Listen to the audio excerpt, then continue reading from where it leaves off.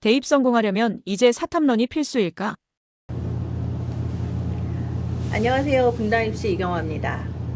김지환입니다.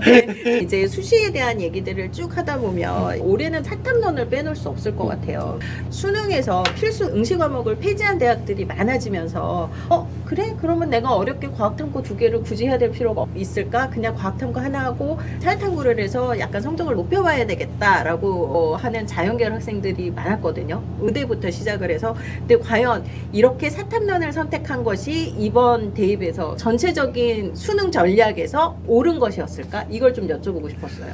이 얘기를 들어가기 전에 작년 것도 한번 얘기를 해야 될 것 같아요. 네. 작년에 수능이 끝나고 나서 갑자기 고2 애들이 가장 많이 얘기했던 게 뭐였냐면 과탐 2 과목 들어가겠다. 표준 점수가 높아서. 표점이 높아서 과탐 2 과목을 하겠다. 투투를 선택하겠다. 이런 열풍이 불었었잖아요. 그런데 그런 열풍이 올해 수능에서는 영향이 미비했다라고 하는 게 맞을 것 같거든요. 그래서 이 주제가 자칫 또 다른 현상으로 나타날 수도 있을 것 같아서 좀 주의할 필요가 있다라는 걸 먼저 얘기를 하고 들어가야 될 것 같아요. 선생님이 지금 말씀해 주시는 것 따라서 그거 괜찮은데 나 그렇게 해야지 라고 하지 말란 말씀이에요. 그쵸. 지금. 네. 요번에 사탐런을 한 건 결론부터 얘기하면 아주 효과가 좋았다라는 거죠. 탁월한 선택이었다. 네, 수능에서는 정말 이보다 더 좋은 전략은 없었다 라고 할 수 있겠죠. 그런데 사탐런을 하게 되면 단서 조항이 하나 붙는 게 일단 지원할 수 있는 모집 단위가 조금 줄어들 수도 있다. 이런 것들을 좀 생각을 해둬야 될 것 같아요. 의대면 안 된다. 의학 계열이면. 의대 중에서도 많이 풀리긴 했거든요. 근데 공대 같은 경우는 다수의 학교들이 여전히 사탐을 제한을 걸고 있기 때문에 그런 점들은 좀 고민하고 해봐야 될 것 같아요. 그래서 사탐론으로 갔다라는 건 대부분의 학생들이 나는 정말 최악의 경우 문과도 교차 지원하겠다라는 생각에서 들어가는 전략이지 정말 최상위권 학교에 많은 과들을 지원하기 위해서 선택하는 방법은 아니다라는 걸 전제를 해야겠죠. 근데 이번에 성공적이었다라고 하는 거에도 단서 조항이 또 붙어요. 작년 같은 경우는 국어, 수학에 표점이 어마무시했었거든요. 국어하고 수학 중에서 표점이 150대가 나온 게 있었거든요. 만점 표점이.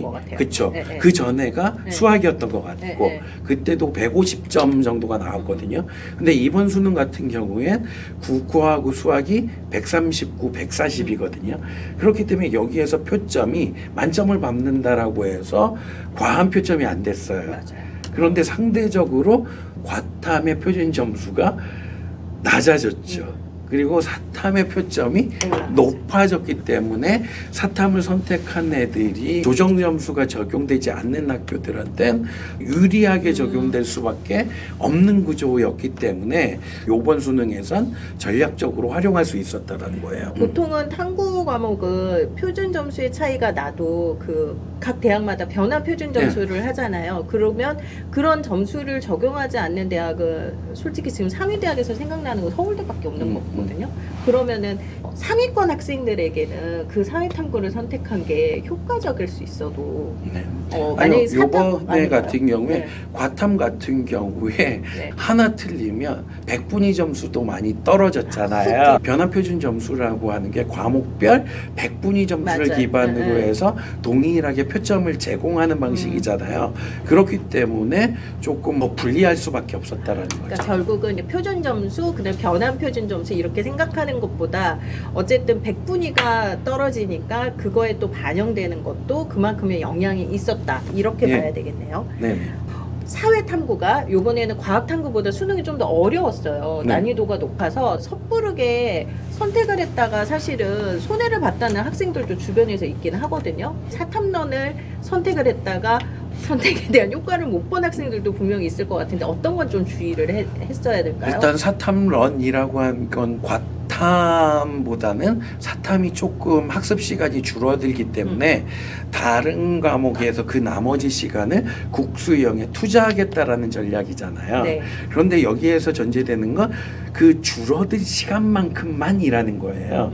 그러니까 기존에 과탐이라는 걸 하는 데만큼의 노력은 사탐에도 분명히 필요하다라는 거예요.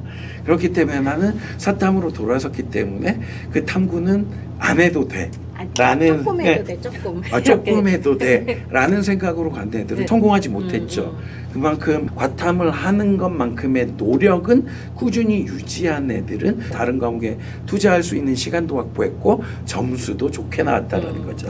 그냥 다들 사회탐구 선택을 하는데 저게 좋은 거야? 고등학교 1학년 때 해봤는데 통합사회는 암기하면 해결될 수 있었어. 그러니까 적은 시간을 투자해서 효과를 봤어. 그리고 사회탐구는 예체능이나 아니면 인문계열 학생들이 많이 지원을 하니까 여기가 더 자연계열 애들보다 낫겠지? 이런 식으로 그냥 선택을 하고 그 다음에 충분한 노력을 하지 않고 조금만 노력해도 되겠지? 라고 생각을 했으면 오히려 불이익을 당했을 수도 있겠다. 선택에 대한 아주 혹독한 책임을 져야 될 수도 있었다는 그런 얘기네요. 학생들의 기본적인 생각이 좀 안일했던 것 같아요. 사탐런 현상이 1학기 때부터 예상이 됐었잖아요. 네. 그렇게 돼서 출제하게 되는 평가원에서도 고민이 많았을 것 같거든요. 그냥 예전과 같은 패턴으로 간다라고 하게 되면 사탐런으로 들어온 이과 애들이 그냥 점수가 잘 나올 수밖에 없다. 그렇게 되면 문과에 사탐을 선택하는 애들이 피해보는 사실이 발생할 수도 있는데 이거는 막아야겠다라고 분명히 평가원에선 생각을 했을 거라는 거예요. 그렇기 때문에 단순히 사탐으로 갔을 때 이과 애들한테 유리한 구조로는 출제를 하지 않을 경향이 분명히 나타났을 거라는 거예요. 사회문화라고 하게 되면 도표 추론 문제는 이과 애들한테 유리할 거예요. 그렇죠. 그렇지만 그 나머지 개념적인 부분에서는 문과 애들이 유리할 수밖에 없는 구조거든요. 전 처음에 수능을 딱 나올 경우에 와 정말 문과 애를 살려주려고 그래도 노력은 했구나 라고 생각했던 이유 중에 하나는 그런 개념적인 부분에서 논리적 추론 문제를 대거 냈거든요. 그래 그냥 점수만 네. 바라고 온 애들 걸르겠어라는 네, 맞아요. 의도가 들어가 있다는 얘기네요. 네, 그래서 기존에 그런 문제가 한 2문제였다라고 하면 이번에 6문제를 출제를 했거든요. 네, 그렇기 때문에 그 이과 애들이 많이 선택했던 과목들에선 그런 형태로 해서 그냥 적당히 한 사탐런을 한 이과 애들을 걸러내더라는 장치가 분명히 있었던 거예요. 그래서 이미 지난 애들은 어쩔 수 없지만 3학년에서 사탐을 고민한다라고 하면 내가 과탐을 했을 때 받을 수 있는 점수와 사탐을 했을 때 받을 점수가 똑같으면 의미가 있을까? 이런 생각은 해봐야 될 것 같아요.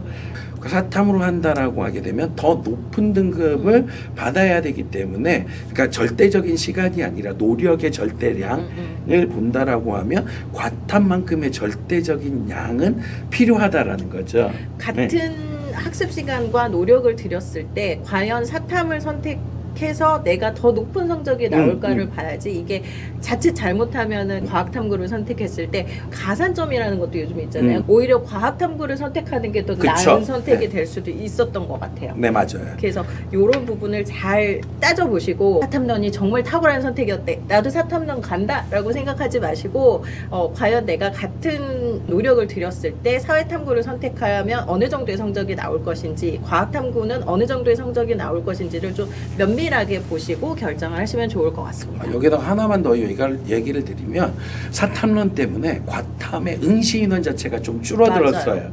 그렇기 때문에 과탐이 적당히 해서는 안 될 수도 있어요. 그런 부분도 좀 감안을 해둘 필요는 있을 것 같아요. 굉장히 복잡해지네요. 네, 생각보다. 사탐론으로 인해서 달라진 부분, 내가 어떤 부분을 고려해야 될지 그 부분을 좀 생각하시고 꾸준히 공부를 하는 계획을 잡아보시면 좋을 것 같습니다.